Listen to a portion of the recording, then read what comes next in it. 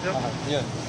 Um, so, yung nakatigil ka sa gasolina. Oo, laki ng tinititigas mo sa akin tapos gumanda pa yung hatak. Bilis nga eh. Dati hirap na hirap pumatak yung motor ko eh. Yung menor, kumusta? Pero okay na, normal na may amin akong under eh.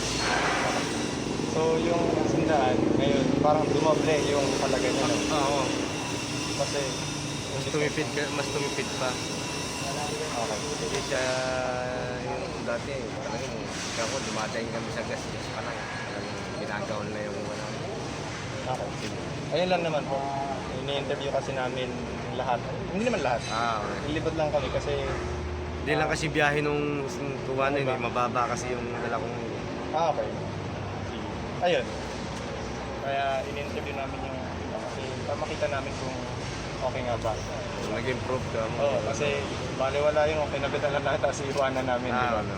Diba? So, ayun, sige. Salamat. Sino pa ba nakabitan?